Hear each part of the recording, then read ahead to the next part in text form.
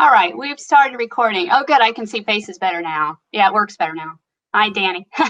You're in the center right now. Okay, so I know we're recording this for the sake of CavanKerry Press to publicize, and also for the sake of students who weren't able to meet with us today. So I just brief introduction for myself. My name is Mary Ann Miller. I teach an introduction to poetry course at Caldwell University, and have had just the great opportunity to work with CavanKerry Press this semester and also in past semesters. I know that CavanKerry involves their authors in community outreach, and we have been able to benefit from that greatly. Some of CavanKerry authors have come to campus and run writing workshops for students who are working on their own poems to publish in the student literary magazine. Some have worked with groups in my class to talk about their work, and we posted readings for them at the Caldwell Public Library, which is what we were going to do earlier this semester until the pandemic. And so I sort of switched to this remote project, which was to have the students choose a CavanKerry book and write a short book review and post part of that on the Amazon.com in the customer review section. So we're excited about that project, and I happened to mention it to CavanKerry, and I'm very grateful to them because I sort of picked it up and ran with it very last minute. And the poets have been so generous to join us and read from their books today. So that's why we're here. And I just wanted to say give Mary Ladaney the screen for a few minutes. She's going to say a word about the students utilizing the services of the Writing Center with their papers. So Mary, you want to say a little bit and then? Sure. Hello, I'm Mary Ladaney, and I am in the Writing Center, and just to encourage the students, really, all of you. Akash, I recognize you, your name Hi, coming Professor. up. To send your paper at any point if you need help, and it's just so wonderful to be able to hear these poets, and in particular to see my dear friend Teresa. So thank you. Yeah, great. Okay, and then I also wanted to ask the people representing CavanKerry Press, Joan, Dimitri, Jonathan, Gabriel, if you might introduce yourself briefly for us and tell us what you do for the press. I guess I'll start. Yeah. I'm the publisher and the senior editor.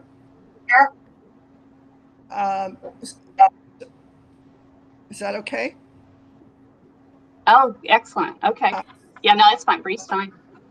So that's it. I'm the publisher and senior editor, and I do everything that is involved in that. And I hired these guys. I was going to say, are you the founder of the press? Are you one of the founders? Yes. I thought so. Okay. Yeah.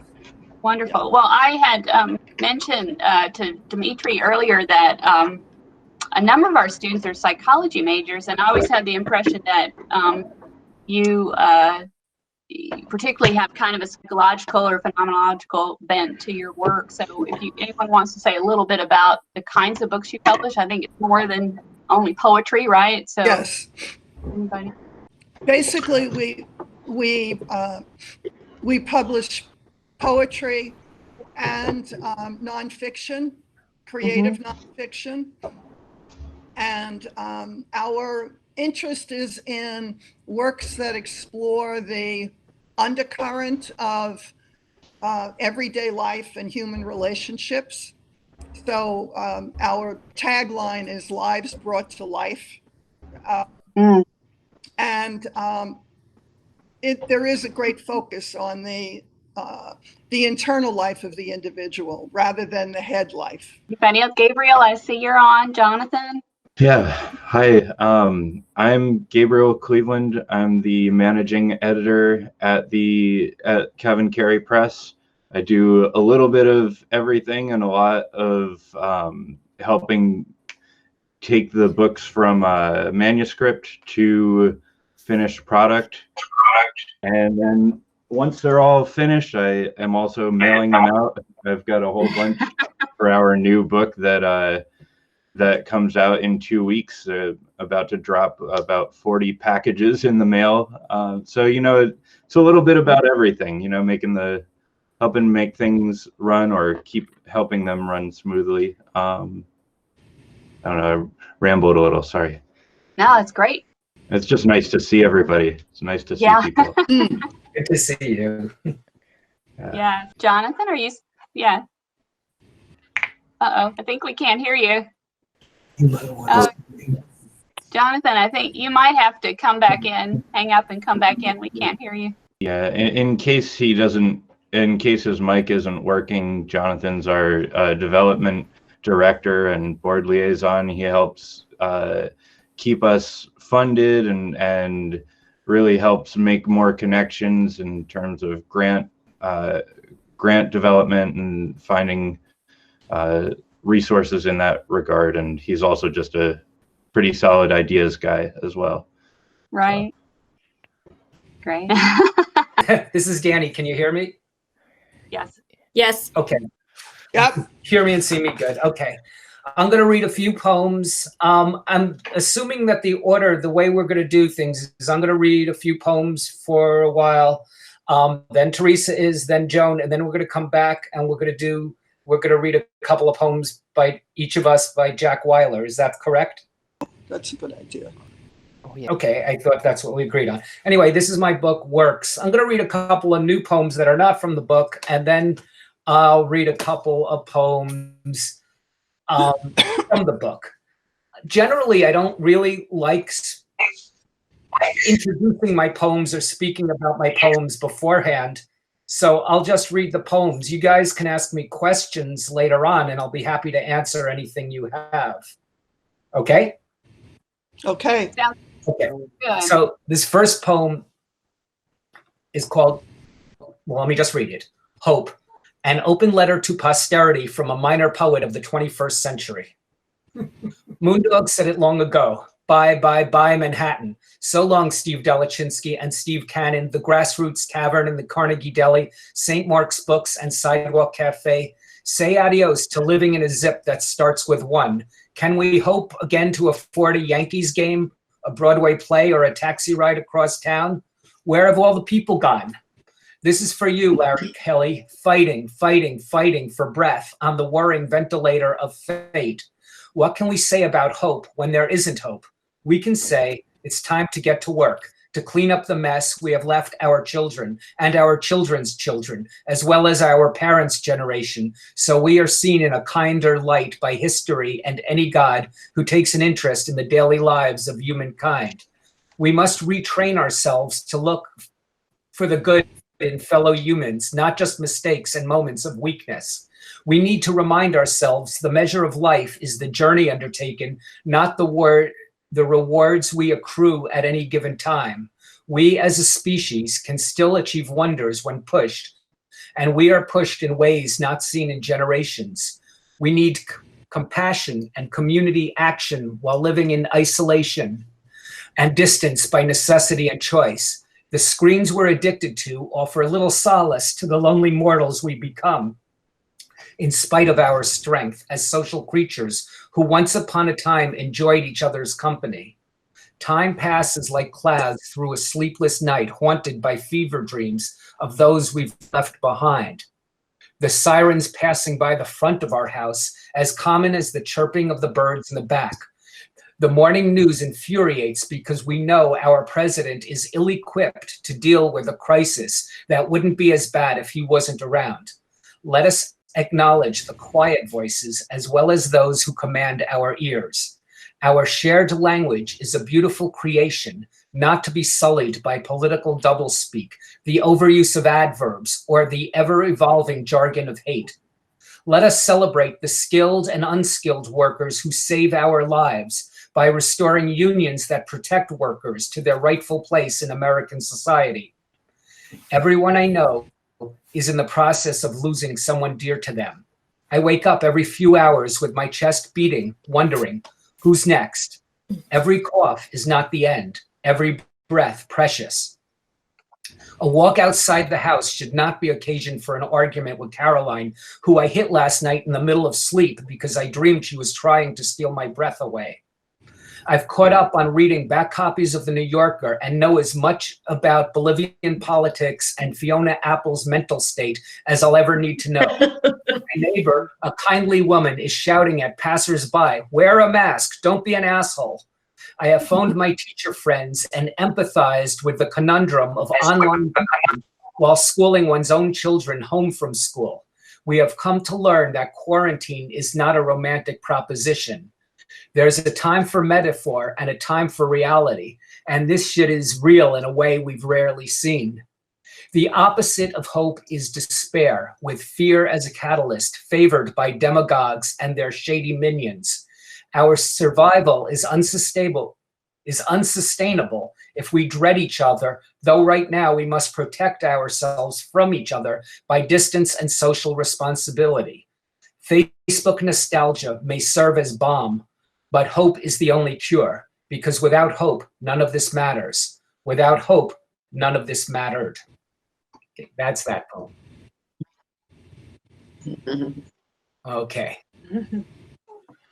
This one that I'm going to read is called Family History, According to Carol. And it probably works better on the page because it's sort of a dialogue between 2 and then 3 people, but I'll read it anyway.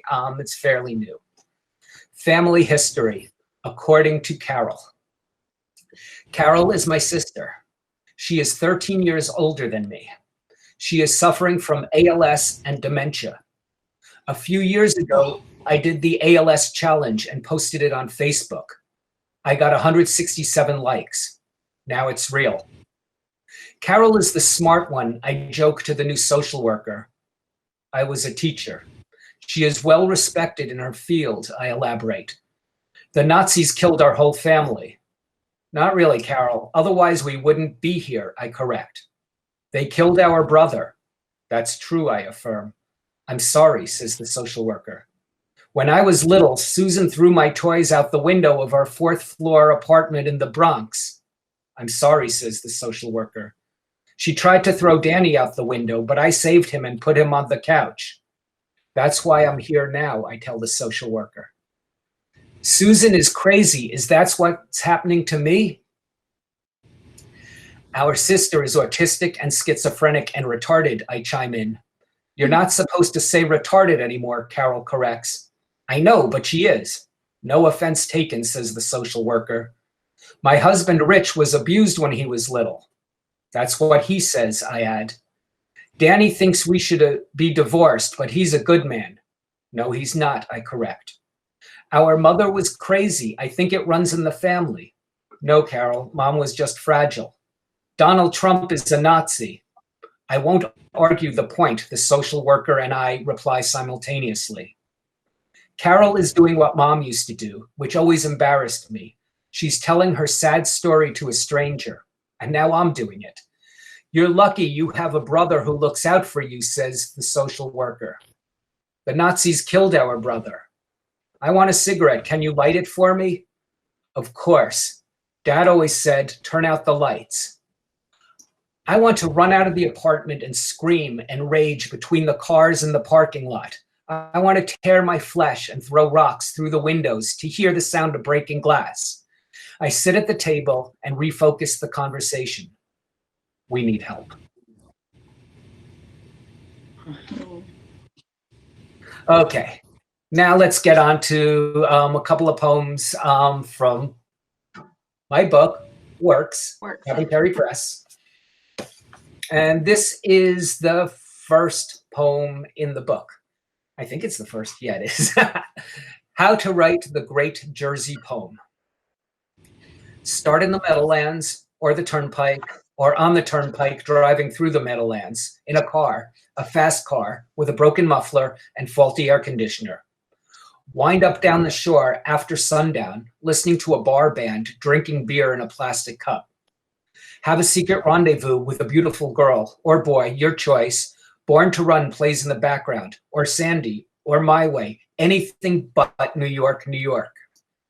Working class roots must be explored in depth. Factory work, waitressing while attending a state college, convenience store clerkery, and drunken poetry readings in extraterrestrial bars, topics worthy of consideration. Wax poetic over holiday celebrations, 4th of July fireworks, suburban Christmas light displays, Thanksgiving homecoming games, blaring salsa street festivals, memorial parades with hobbled veterans and fire trucks, inebriated St. Patrick's bar crawls, feasts for saints, brass bands snaking through the streets with statues carried on ancient Italian shoulders. Go sparingly on the adjectives and adverbs. The grammar of New Jersey is built on nouns and verbs. Description unbecoming. Scatter the ashes of a loved one in the Hudson, the Delaware, the Atlantic Ocean, according to temperament. Occasionally write about family, the family you grew up with or the family you raised. A daughter talking to a god beheld in empty hands. A malingering son slapped on the cheek, the tears that follow. Your dad, the Jersey City cop who dragged you off the shadowy streets and thereby saved your life. Journey through ravaged. The promise of strange music, glamour, adventure in the night. Rail against, but accept corruption for what it is. Employment opportunity for the village idiots of your town and county. Keep open relationships with our friends from the South, Jersey, and exotic people whose antic descriptions of devils, piney wood, crosses burning in moonlit fields, Atlantic City hijinks provide fodder for many a homey tale. Mourn the suicides and overdoses of friends and lovers who ventured to the city with oversized dreams. Record your melancholy as the casket rests in the ripped green grass. Admire the gleaming Gotham skyline from a distance. Remember, it was erected for us. Let the unknown unfold organically. No matter what Camus says, New Jersey is the birthplace of existentialism. Who can argue with a pair of long-haired boys smoking Winstons in front of a 7-Eleven on a Saturday night?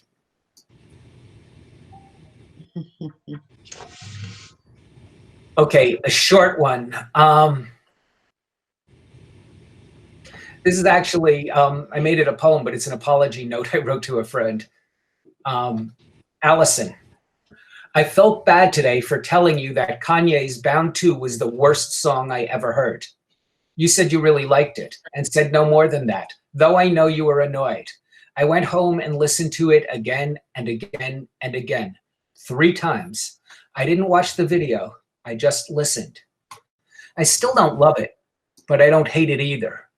I realize being young or not too old means listening with fresh ears, being able to hear the beauty or truth that someone else can hear.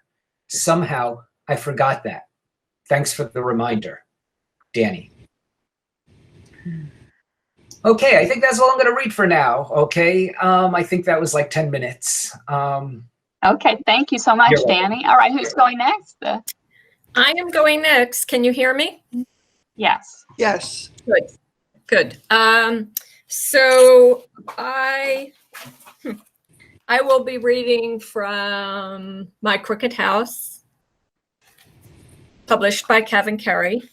But because of how Danny started out, I'm going to read a short poem that was sparked by conversations I'm having with a lot of artists down here during this shelter-in-place time.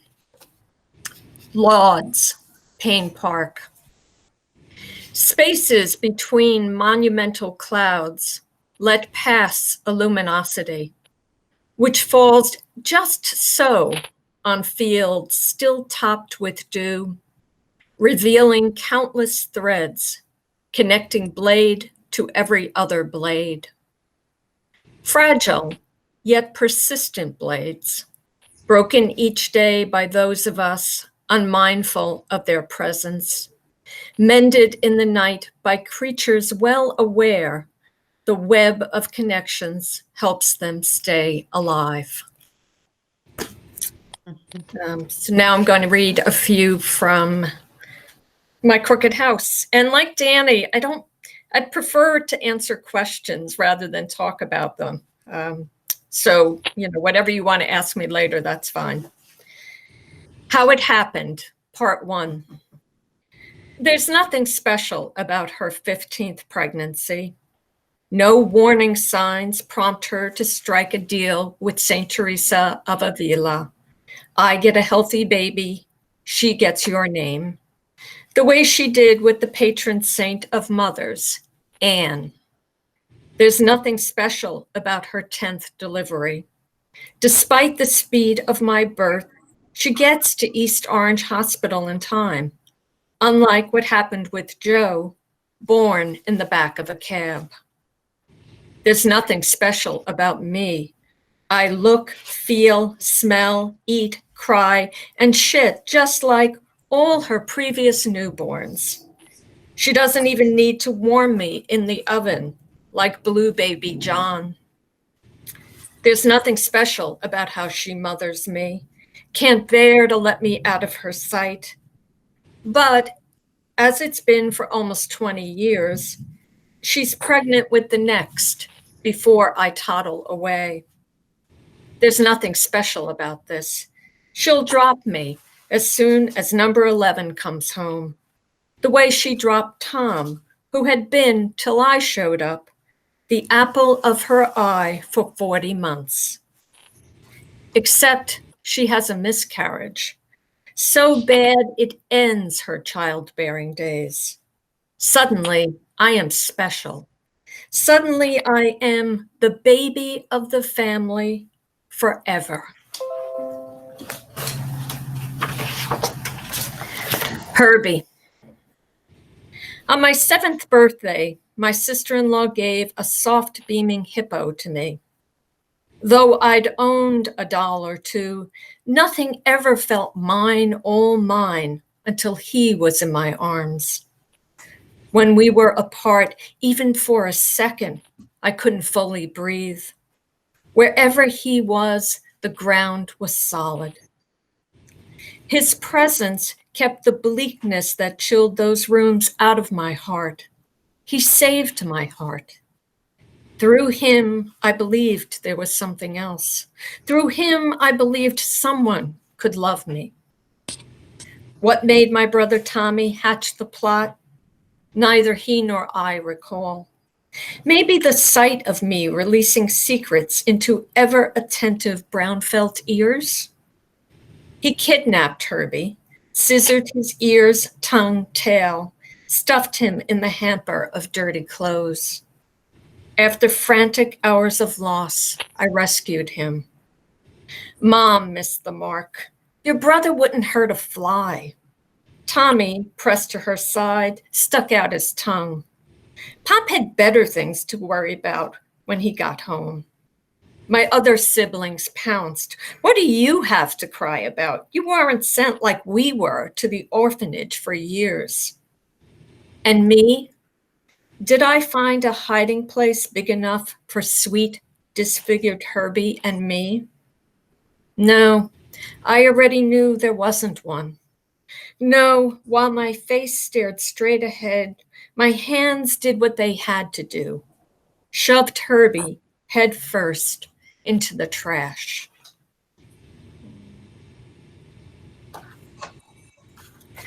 Fitted sheets.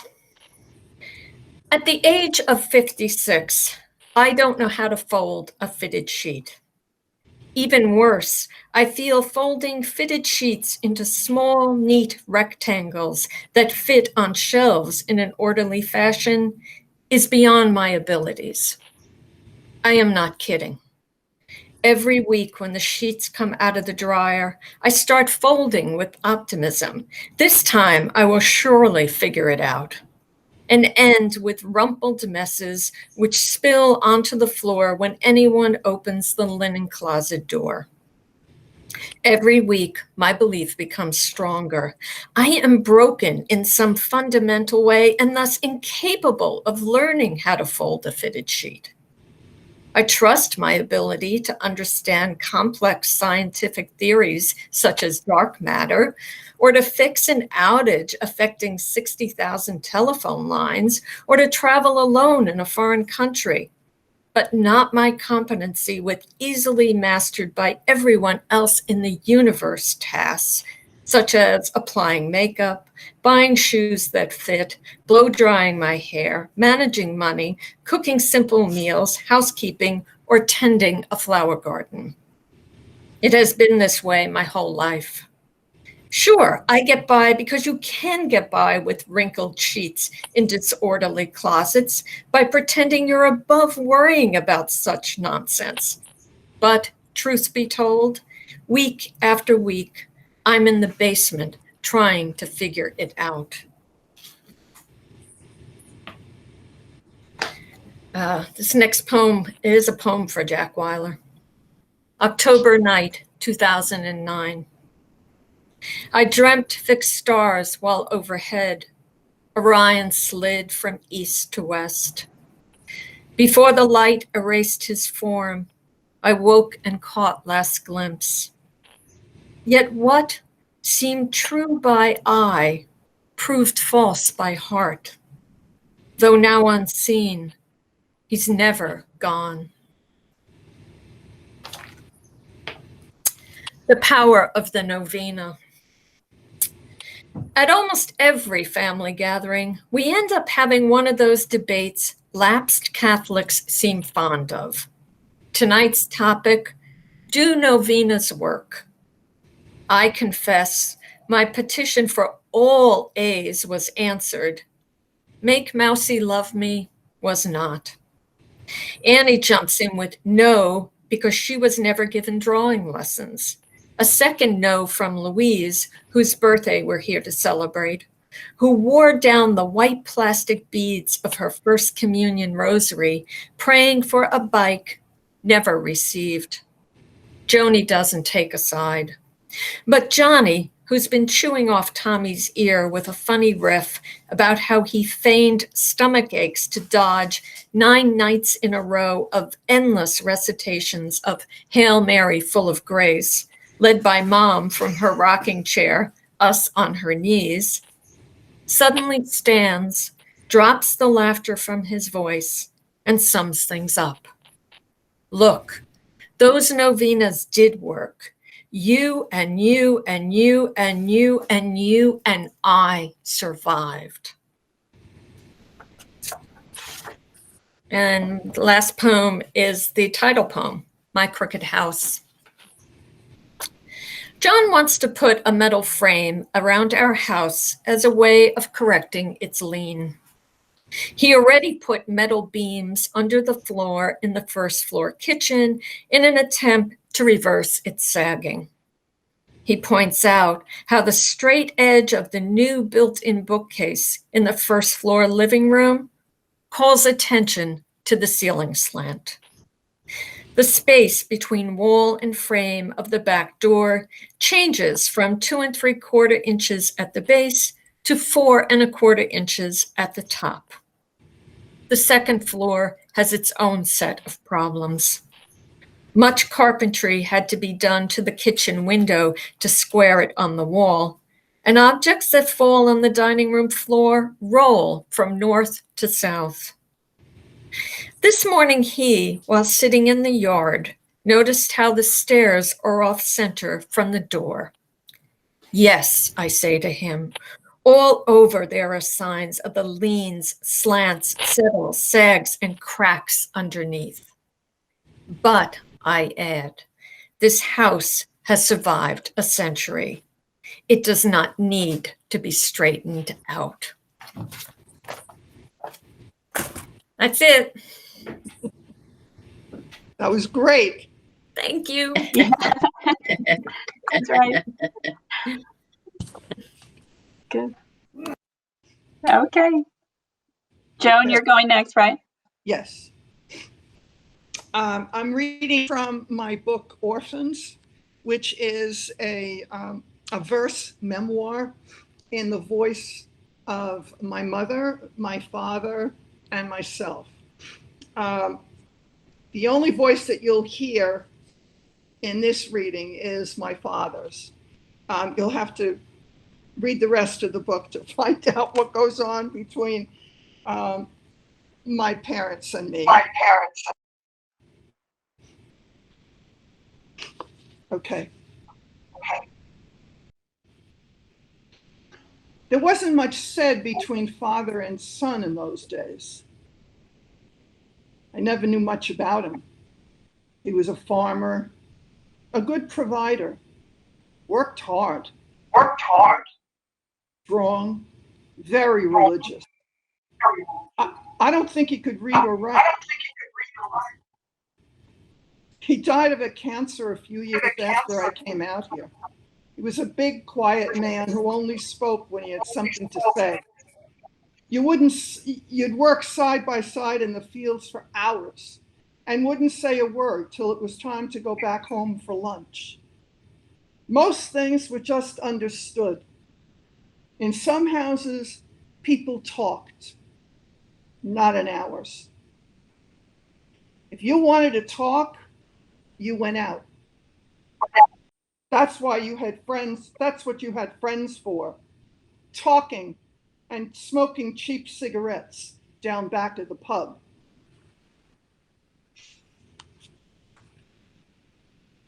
My father didn't believe in war, killing of any kind. Now keep in mind, it's my father speaking about his father. So when the Troubles started, which was the Irish Rebellion, and all the lads were going off to fight, my father wouldn't let my brothers go. It was against God's natural law, killing was, and no son of his would do such a thing, not with his blessing. My brother Mike joined the police instead. But when the local lads came home from the war, my father hid them in our hen house and in the crawl space above the attic. He was a good man. Yet when the freedom fighters came round to collect a pound from each family to support the cause, he wouldn't give even a farthing, he said. It was a sin against God Almighty supporting the killing. They said we were traitors, the people in the town. I recall walking to school through the town center, and smeared on the fence of the old courthouse in huge red letters was, "The Cusacks are fraternizers with the crown." It was terrible, but there'd be no talking to my father. I found a way to school through the back pasture, but there was no relief there either. Months passed and the ridiculing finally stopped. We never knew who painted over the fence, but thanks be to God, someone did. I never wanted to be a farmer. I worked beside my father and brothers all my young life. So when I was 18 and finished with school, I wanted to go to Dublin to study auto mechanics. I loved cars, and you could make a good living working on them, but there was no money. So I stayed on the farm until my sister put me out. She had a good, steady job as a nurse at St. Vincent's Hospital, and I brought out Aunt May and Rose a few years before. The day I left, my father went with me on the train to Cavantown. We smoked a cigarette together. I'd never smoked in front of him before. We all smoked in those days, but never in front of our parents. It was a matter of respect. That day we sat across from each other and he took a new pack of Players out of his pocket and offered me one. They were pretty fancy cigarettes, expensive. You get them in two sizes, 10s and 20s. This was the 20s. We kids never smoked them, our fathers neither. They cost so much. He lit my cigarette and his own, and we sat there saying nothing for quite a while. "We could buy that small field that abuts our pasture," he said. But I said nothing. He understood. I don't know where he thought he'd find the money for more land. When we got off the train and said goodbye, he handed me the pack of Players. That was the last time I saw him. When I got here, I stayed at Peg and Bill's. I shaped up at the docks each morning and found enough day work to pay my car fare and give a little to Peg for me food. But then the stock market crashed and the depression started just a few months after I arrived, and there was no work for anyone. I was lucky I had a roof over my head. A lot of greenhorns, Irish immigrants, didn't. I met Mike O'Donnell at that time, and we went over to the shipyards in Bayonne to find work. That was one place there was plenty of work. Ships were needed for the war. On Saturday nights, we went to the dance halls on 53rd Street, where all the greenhorns met their girlfriends. Mike met a nice girl who worked for a rich family, the Hobarts. He was the vice president, all the way out in Montauk. She was a housekeeper or maybe a cook and had a friend who wanted to meet me. So I went out there with Mike one weekend. She was very nice. We kept company for several years, 7 or 8. But she didn't want to get married. So I broke it off. I wanted to settle down and have a family. It was time. Not long after, I met Mom at one of the dances, a fine-looking woman in her fancy clothes, a hairdresser. We wanted the same things, a home and a family. So we got married after a few months courting. We were crazy for each other. There were other men around who liked Mom too, but she only had eyes for me. And I'll finish with this poem. I miss Mom these 10 years. This is still my father speaking. But you get used to it. Quiet. And there's plenty to do. I'm always busy. Sometimes I'll even hear myself talking like she was still here in the room with me. Mom was a great talker. She always had something to say. I miss that, the talking. Anyway, I started to say that Mom could do anything. She liked a nice house, so she painted, she wallpapered, she planted flowers everywhere, and still always had a good hot supper waiting when I came home at 5 o'clock. I mind the times I watched her cleaning, cooking, and sewing, never realizing how hard she worked. And that's not all. She was a powerful cook. All my life, I suffered from the heartburn, but when I started eating her cooking, it stopped. Haven't had a heartburn in 70 years. Only now that I'm doing it all myself do I know how hard it was for her. I can clean and break the bread, and I'm tired. Taking care of a house is a full-time job. And she did it with 4 kids and making all the clothes and baking the peach upside down cake I like, and still moving furniture around. I'm sorry I didn't have more time to tell her how great I thought she was. You took things for granted in those days. You didn't say much.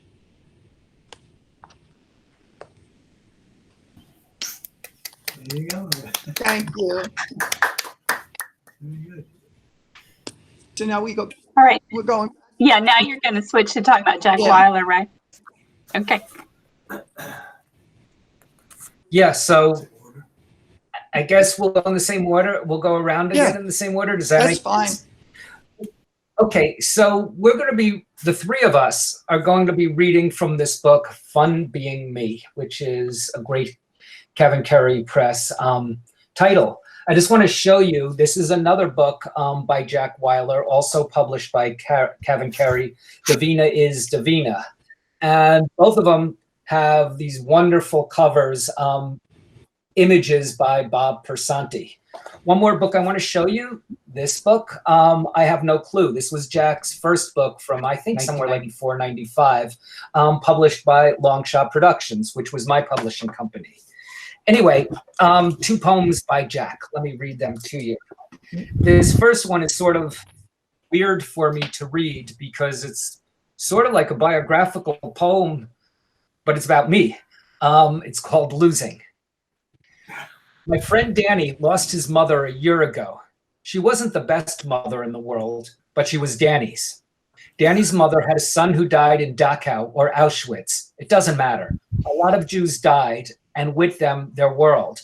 Parlors filled with brilliant guests, rich pastries, conversations, and argument. All gone.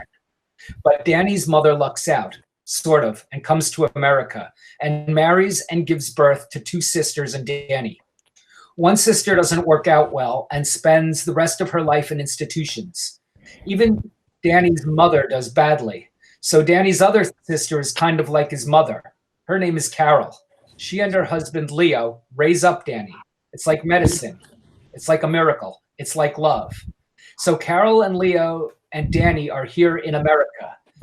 There are no brilliant parlors. There is no dense, rich pastry.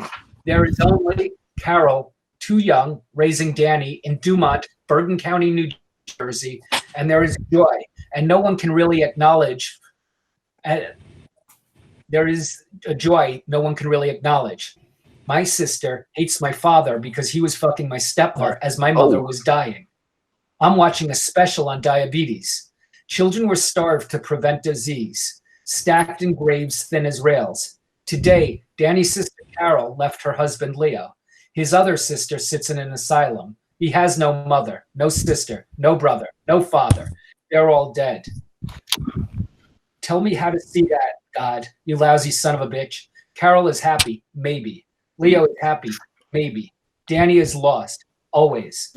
My mother has always been dead, like my friend's brother. Death is not a friend or a brother or a sister. It wakes up tired and sad, and it goes to work. It has a job, and we're its simple acquaintances. Okay. And one more. The first poem in the book, Fun Being Me. What I have and what I don't have.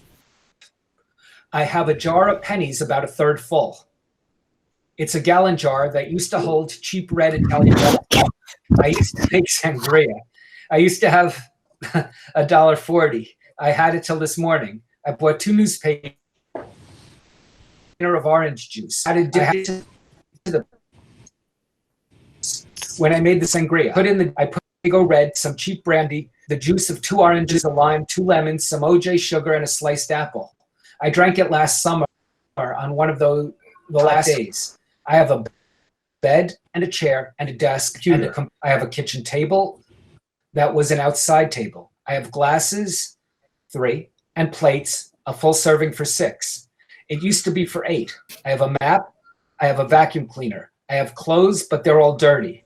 I have no way to clean them until I get money. I have a dog. She's dirty and sleeping. I have an apartment over a bar. I have the roar of Palisade Avenue in my living room. I can watch the hookers on a Saturday night from my front window.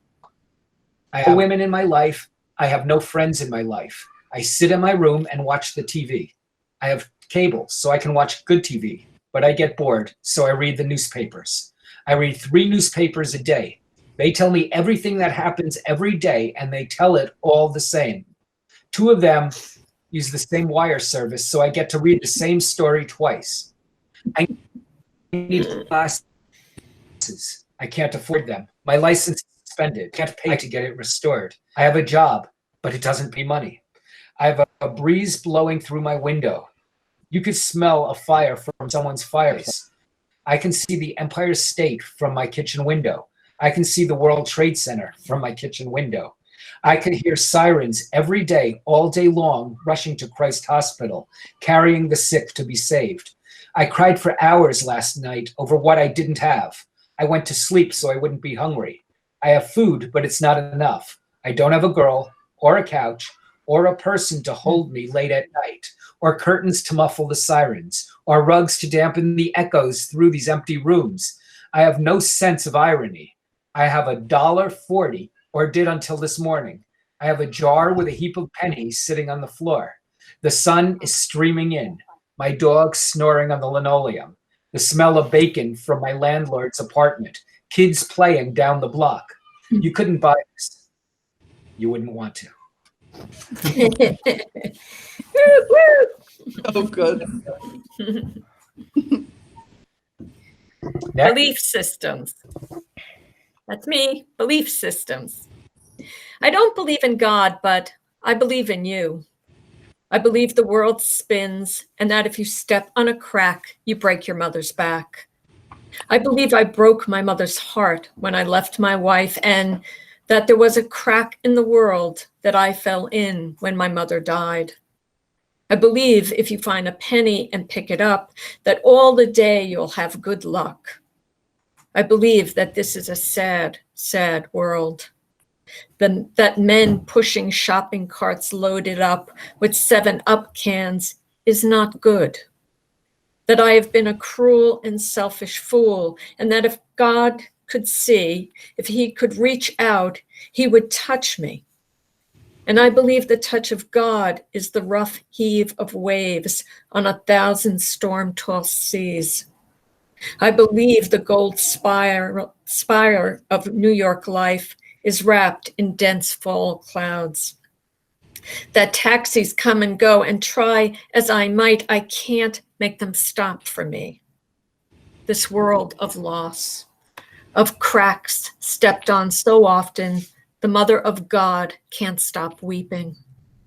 I believe I've stepped on a crack. I believe I'm wrong too often, and I believe I've got a long walk home from here.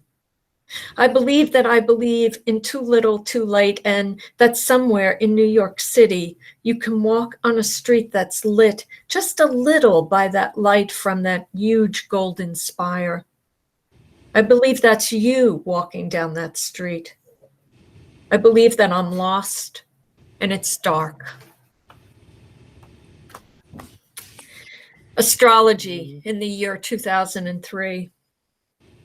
I live in a town where you can see the stars, where I can tell it's December because my beloved Orion twirls above my house, where I can imagine all my friends born in December to be full of drink and bluster and luck, and perhaps leaning over towards someone in a bar to tell them how important it is to live, to really live. And of course, they have all of $12 in their pockets, but they're in New York City, a city that always has Orion twirling overhead. My friend Linda writes about how angry she is with the world, with George Bush and his band of cronies and the collapse of kindness and the bodies in the passes of the Hindu Kush. Me too.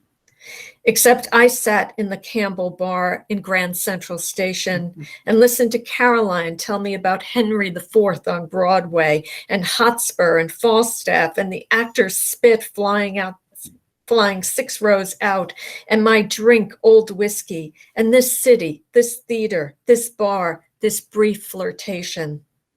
Fuck George Bush. Fuck everyone who can't sit on their porch with a glass and imagine the cold winter to come. And fuck people who can't imagine the angel of death at their door. Fuck them for opening the door. Fuck them for not leaning back against the porch rail, for not pushing back their chair at the bar on this first cold night of December. Yes, it's the angel of death at your door. Who else?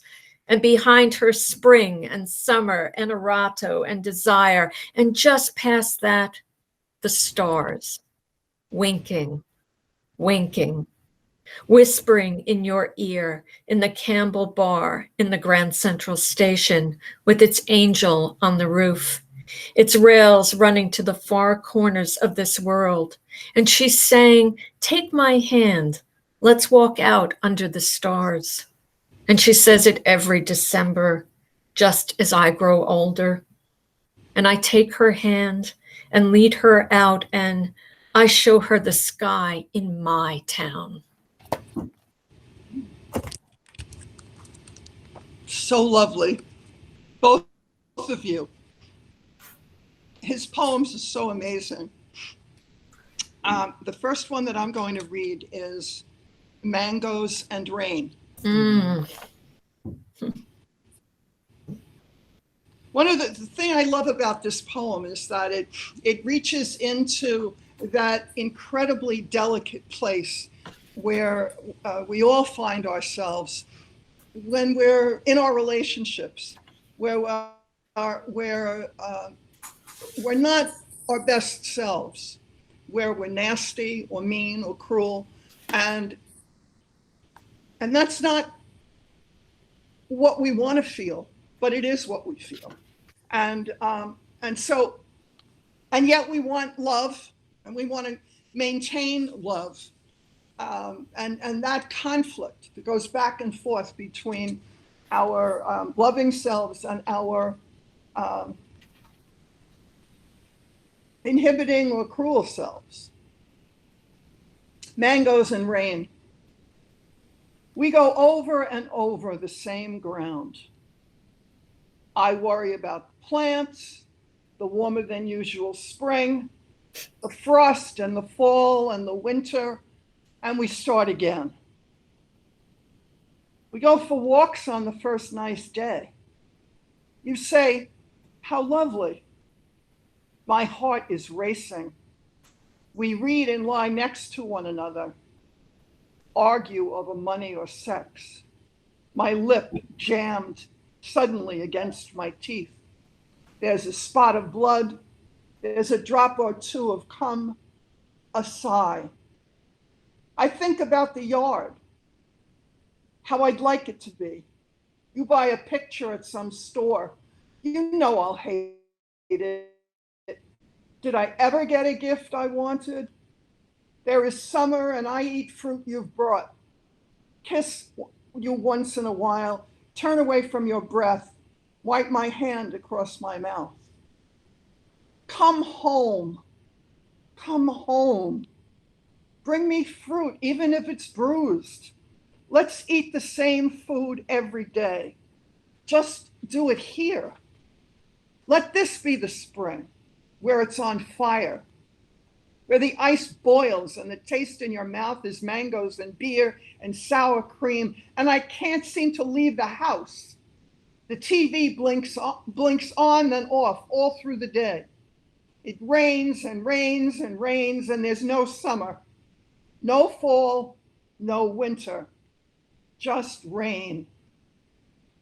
Strawberries soft with rot and juice, and you at the door, always coming home. Your hair is wet.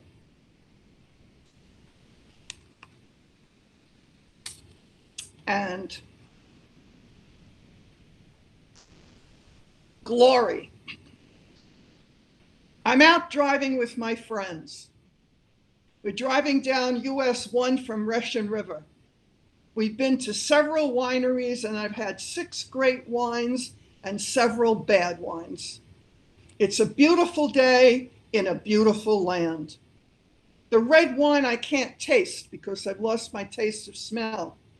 Then at one winery, we're offered a Shiraz that's so rich and deep, it explodes in my nose and my mouth and my head, and I lean back and say, thank you.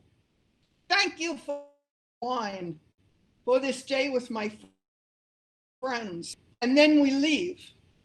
So right here, you'd think it all ends up, and you'd be wrong, because right here, it begins. We drive along through the valley, and it's not all that impressive. Then we wheel out to the coast, and God says, take a look, chump. It's spread out all around. Glory. Like you'd never expect.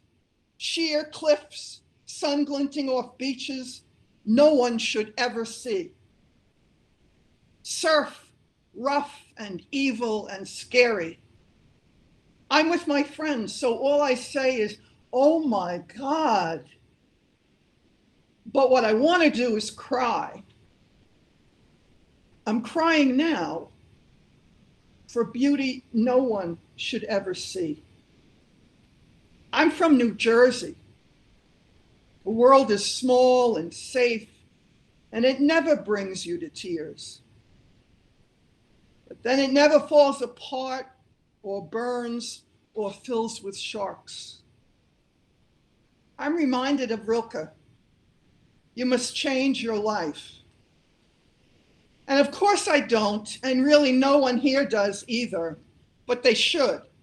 They should wake up and realize that if there is an argument for God, it's right here all around them. Instead, they drink good wine, eat food so good you would drive 100 miles to eat it. I fly 3,000 miles. I read poems to people in a bay that takes my breath away. And all I can think of is, God is one mean motherfucker.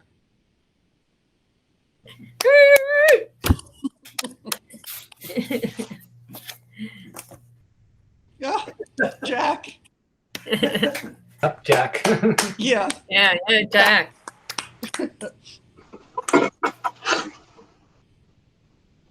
Well, I'm choked up here, so somebody has to take over. Want to say a little bit more about Jack or open up for questions to students? I'm ready for questions if anyone has them. Okay. Me too. Yeah. Please, those of you who are attending, because you're writing on one of these poets, please take this opportunity to ask some questions, either about their poems or Jack Weiler's or. I have a question. So the book Fun Being Me, that wasn't Jack Weiler's first book, right? Which one of his books was that? Like his. Okay, this is Danny speaking. It's his first CavanKerry book. His first book was this one, which was published. Let me see the year, in 1996, and it has Jack's early poems up to that point. Then Fun Being Me, which was published. Let's see the year. 2005, 2006. 2006. And then this last book, Davina is Davina, was published by CavanKerry posthumously in 2010. Jack passed away in 2009.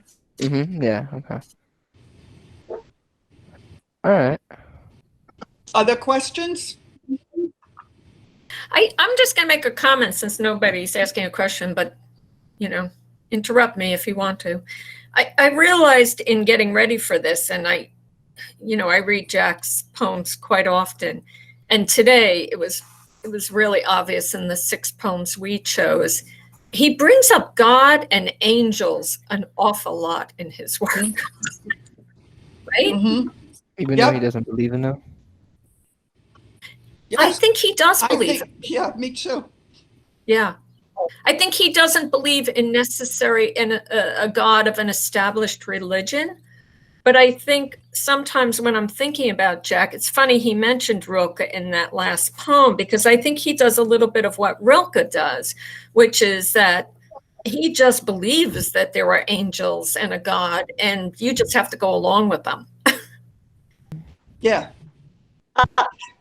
Can I, this is Mary. Can I ask a question? Is that all right? Sure. Diane? Mary, Yes. with your student? Yeah, thank you so much. Particularly, I had to leave and call in, so I just heard the last one, Joan, that you were reading of Jack Weiler. And I was thinking to be able to write yourself into a poem like that, to say I'm crying now is such a risk that is so beautiful. And I imagine for young people to hear it, it opens up what we can do. But I was thinking about all 3 of you in this idea. It seems as if there's a motivation to make a correction somehow. And I don't know if that makes sense. As far as like some history or some event or some worldview that needs in your writing correction of some kind. Does that resonate? Either of you, the 3 of you, or totally off? I'm not fully understanding the question, honestly. What do you mean? Explain the question.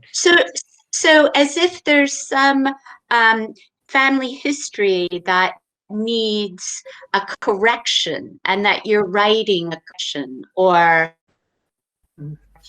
like your apology, Danny, to your friend Allison, as if there's some to rewrite what had gone before.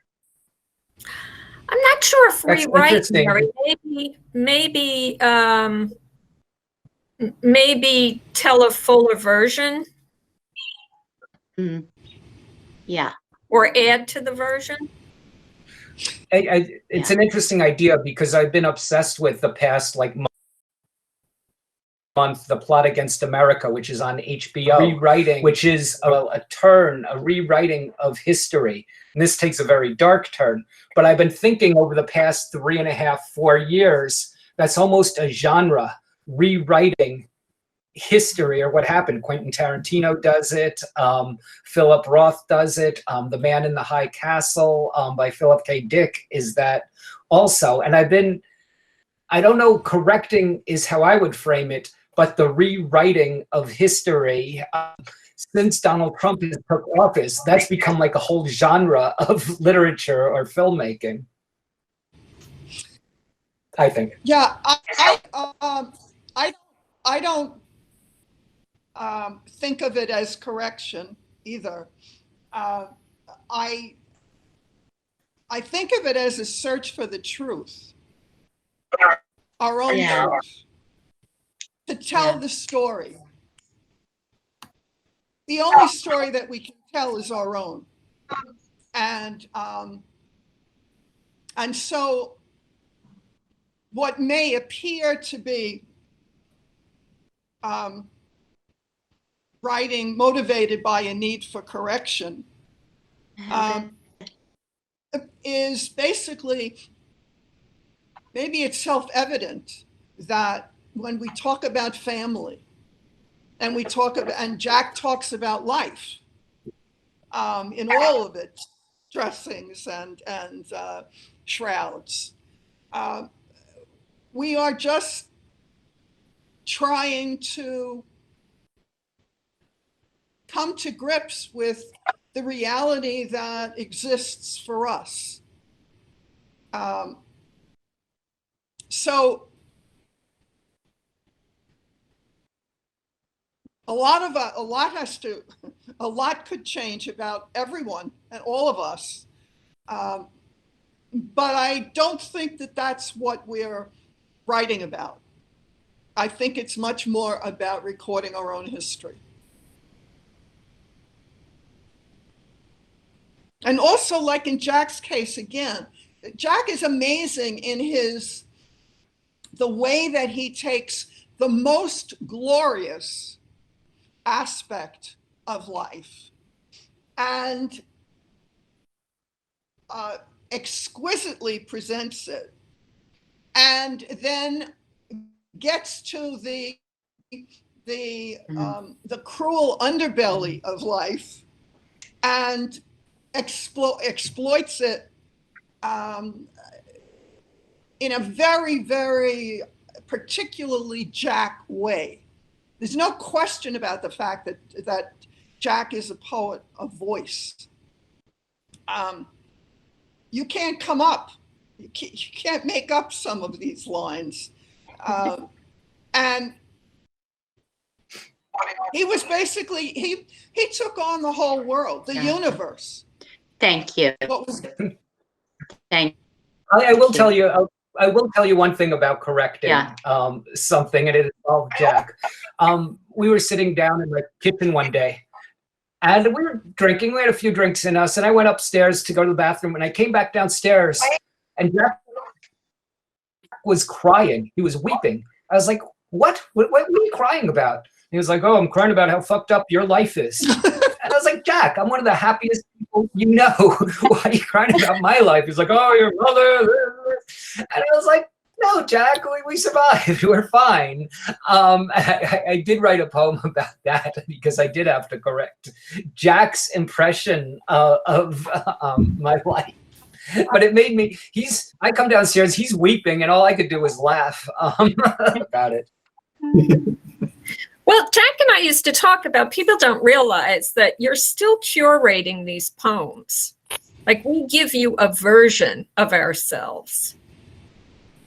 You know, I mean, that's an important thing to remember. And I think that, you know the part that we've allowed you to know or that we tell you.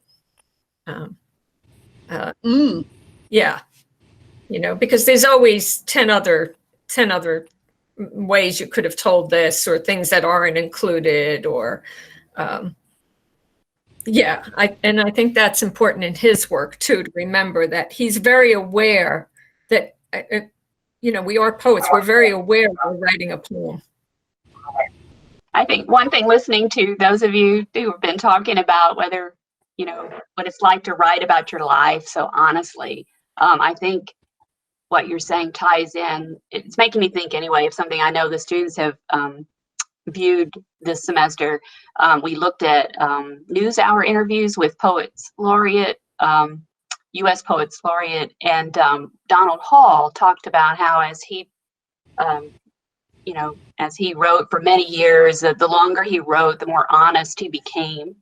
And he talks about how poetry is saying the unsayable, and the interviewer, Jeffrey Brown, asked him about that honesty. And he said, he just lost that fear of, taking risks over the years. So I think that ties in with something they should have thought about this semester. So thank you. That really, I think that enforces that. I have a question. While you guys are writing the poems, how do you guys draw the personas? Do you guys feel like you're more more in touch with the persona while you know the persona, or while you're trying to give a version that you see from your view? I'll answer first. That's a very good question. Generally, I'm just writing from myself. I don't think of it like as a persona, even though, of course, it becomes a persona after you've written a bunch of stuff. I'm generally writing from just the self, I'm not, some of my friends are really good at writing from another point of view or perspective. That's not my strength. Usually what comes out of me is from me, basically. But my friend Reggie Gaines, for example, he can write poems that are from a persona of someone totally different than him, and I envy him that. But that's not my thing. It's not mine either. I actually do write from my own experience and my own emotional center. And I, like you, Danny, would love to be able to take on different personas and speak for them, from them. But it's not my thing. It's not something that I'm drawn to. I do write persona poems, but I think when I'm writing, like My Crooked House is me, and I was writing from myself. I think if you're asking about, if this question is coming partly from what I said about curating, what I meant more specifically is that we can only tell one part of the story in a poem, and then there are many other parts of the story. So when I'm writing a poem, I'm choosing, it's about a certain moment or a certain experience, but there are, you can't fit your whole life into the poems. So, but when I'm writing persona poems, I actually do enjoy getting in completely into a character, into somebody else's head. And that's a completely different experience, because then I have to imagine what they would be feeling or doing or seeing, rather than what I'm feeling, doing, seeing. I think the point is, that we're all making is that there are an infinite number of poems that a situation could result in. And when one talks about one's family, there are at least as many members, as many poems as there are members of the family, or as many stories as there are members of the family. So it's really important to keep in mind that we're just one voice speaking for our own voice. And I'm talking about when we're reading about ourselves. And that's the only voice we can speak from. And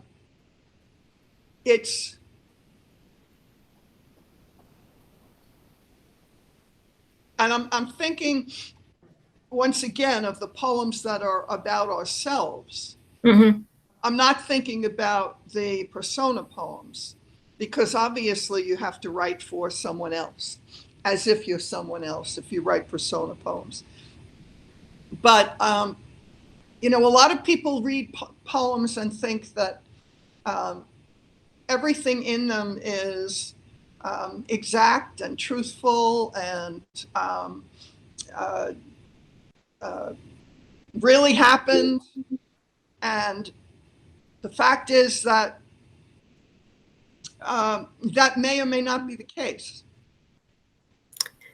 Well, I think Danny's, the fact that Danny read the poem that Jack wrote about Danny's family, and then Danny wrote a poem kind of correcting the story, is a perfect example of that. It is. Right? It definitely is. Yeah, right. And I've had members of my family say to me, what right did you have to write about that way? And it's like, well, it's because it's my story I'm telling. So, but I think that that's the perfect example that Jack kind of wrote what he saw as the story. And Danny's like, I also was struck by that. You know, it's, he's on the outside looking at your life and loving you and feeling pain for you. And you are basically reassuring him and saying, I'm fine. Fine. Danny has to comfort Jack. And, Yeah, about me. there's something so touching to think of you coming down the stairs and he's there crying because of your life. I mean, it's very tender and it's very Jack. And I do think that he does that in so much of his writing. He takes on the burdens and the pains of the world, all of the injustices. Yeah. Joan, I was thinking just one thing. This is not, I mean, just minor, but when you were talking about writing, you can only write from your own perspective. Do you feel that when you were trying to write from your father's perspective, right, in Orphans, that section of the book, do you feel that really we're seeing it from your eyes even then? Or do you think, how close can you approximate your father's perspective, I guess? You know, actually, as much as possible, I used his own words. I told his stories, and I originally had all of my mother's section and my father's section in prose, because I recorded them, and and honestly I wouldn't presume to be able to write in their voices. With their particular slant on it. And I wanted to give them life. So I put everything into prose. And then the more that I looked at it, and I think Teresa even said something about it to me, we ended up deciding that it would be a good idea to try it in poetry. And so that's how the poetry came about. It is definitely my parents. It's definitely their point of view. There's plenty that I say in the book when in the Joan Speaks sections. But my mother and father, I wanted to preserve everything from the diction that they used to the nuances, their humor, their everything that I could to bring them alive. And what I needed to do was to just use what came from them. Right. The poets are great listeners, right? And attentive to language and tone. And that's excellent. Yeah. Right. All right. Any questions? We're all kind of adjusting, I think, to being on Google Hangouts Meet for everything. Well, anyway, if I appreciate very much the audience. Yes. The involvement, the questions, the attention. Yeah, thank you all. I've been noticing the numbers have not dropped. Everybody, I think, has really been kind of riveted to listening, which is excellent. So, yeah, I can have class and people drop out, but you guys have held the attention. Thank you all for hanging in there. Hey! Let me tell you. The New Jersey contingent. Yes. Oh, that's another whole thread. I thought some of you were going to ask questions maybe because there were so many explicit references to New Jersey in it. And I was hoping maybe students would, don't be shy about asking questions if you're from those towns or whatever. It's definitely you guys are poets of place too, a lot of you. Yes, and definitely. You know, and I thought maybe really, if you have a question and something struck you as true about that place, please ask that. Thank you, Alan. Yeah, I have one question. Do you plan out before writing a poem, or like you just go with the flow, like whatever feeling you, or like, I mean, like, do you think about the technical things, or you just write out about your emotions? I try to keep the technical and critical out as long as I can. So I do try to write the first draft as it comes to me. So I don't stop and say that word doesn't make sense. Or where should I break this line? In some cases, I write the whole thing out in prose and then make it a poem. But I'm too critical of my own work to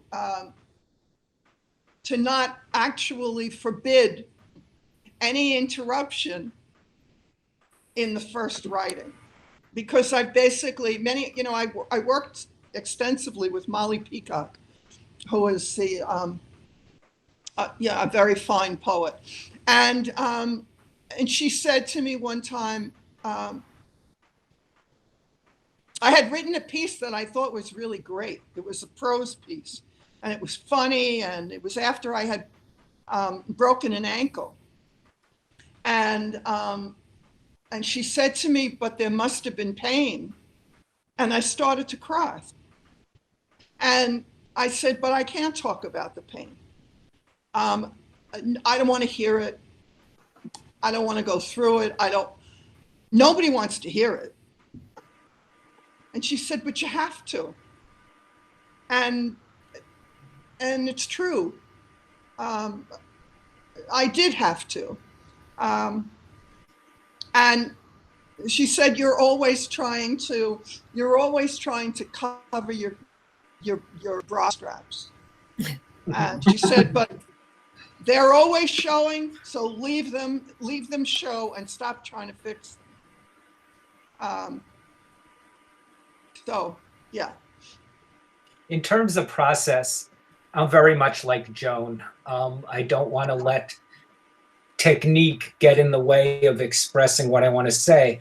But with that being said, I've had students who I've taught who can freestyle iambic pentameter and it can rhyme totally, and I'm totally jealous. Sort of a thing that's not in my skill set. People's minds work in different ways. When I'm writing, I want it to be, especially the first draft, I want it to be as unencumbered as possible. And I'll get to fixing stuff later, you know. Often when I write, you know, first draft, there's cliches in there, there's lazy word choices, etc. You can go back to it and fix those things afterwards. Yeah. I'm with both Joan and Danny on this. The first draft, you just got to let it be, and then the technical parts come in. I mean, the form of the poem never announces itself to me in that first draft. I never know where it's going to be formally, or but if I try to do that too early, it's like the poem fights me on it. It just won't do it. So yeah, first draft is just, you know, whatever is coming out somewhere down the line. And I'm a fanatic reviser. So yeah. You're saying later you might discover a metaphor would work well here, but you wouldn't necessarily in the first draft have that metaphor or that, you know. No. For me, the revision process is really where all that happens. Right. And it happens to be a very creative process. The revision process is very interesting. It can be frustrating as hell, but it's also incredibly satisfying. It's the part I like the most. Yeah. It is. Yeah. Right. That's the art. That's your real process. Yeah. Yeah. Dimitri, I see you joined us. You want to say a few words, maybe? Oh my goodness. I apologize for missing this. I'm so glad it's being recorded. Hey, silly me. I thought it started at 5:30. So I was on 5:29 sharp. I saw you come on. Well, we've been recording, so. Yeah, good. I'm assuming everything went amazingly, knowing that you're hanging out with Teresa, Danny, and Joan, as well as everyone else. That's an amazing crew that you got there. It is. We're very, very lucky to have you all here, and all of your experience with knowing Jack Weiler and such moving readings. So thank you. I don't want to keep you terribly long after the time, but Dimitri, it's good to meet you. Nice to meet you too. I'll be sure I'll be on at 4:00 sharp tomorrow. Okay. And I just want to thank Dimitri in particular, because he has put up with, I can't tell you how many emails from me trying to get everything together. So thank you so much. I'm glad you made it. So. 23, but who's counting? Ouch. Yeah. The last few days we've had a lot of contact. Thank you, Professor. I appreciate it. Thank you. It's good to see you, Danny. Danny was one of the poets. Actually, a number of poets have been involved at Caldwell before, so it's great. Thank you. Yeah, thank you, Marianne, for putting it together. Thank you, and everybody be well. And I guess I'll stop recording now, and I'll send it out. So thank you. Okay, Marianne. Thank I look you. forward to tomorrow. Bye, Bye, everyone. Yes, tomorrow. Thank you very much. Right. All right. Bye-bye. Okay. Bye-bye.